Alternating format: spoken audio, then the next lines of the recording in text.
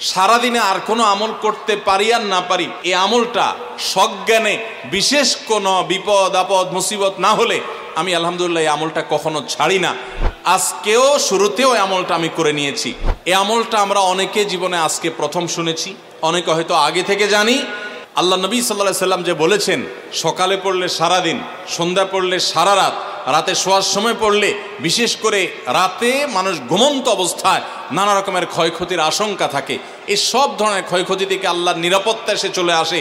আল্লাহ তার হেফাজতে জিম্মাদারি নিয়ে নেন, দায়িত্বশীল হয়ে যান। সব কিছু থেকে যথেষ্ট, সব কিছু থেকে আল্লাহ তাআলা তাকে নিরাপদ করে দেন। এই বিশ্বাস, এই ইয়াকিন নবী সাল্লাল্লাহু আলাইহি সাল্লামের কথার প্রতি আমাদের আছে না নাই?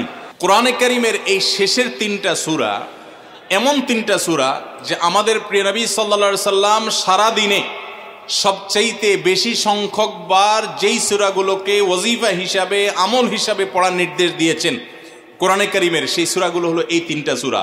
এই 3টা সূরা দিনে এবং রাতে যত বেশি সংখ্যক বার পাঠ করতে হয়, অন্য কোনো সূরা, এমনকি অন্য কোনো দোয়া এত বেশি সংখ্যক বার পাঠের নির্দেশ কোরআনে অথবা হাদিসে কোথাও দেওয়া হয় নাই।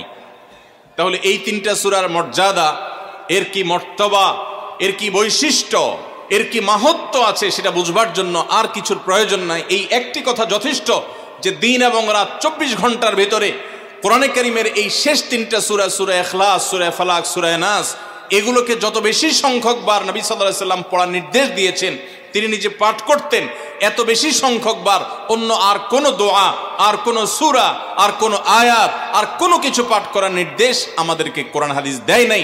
এখান থেকে এই 3টার সূরা যে আল্লাহর কাছে কত গুরুত্বপূর্ণ, নবী সাল্লাল্লাহু আলাইহি সাল্লামের কাছে কত গুরুত্বপূর্ণ, যে রিপিটেডলি এত বেশি সংখ্যক বার পাঠ করার নির্দেশ দেওয়া হয়েছে, এটা পরিষ্কারভাবে বোঝা যায় কি যায় না?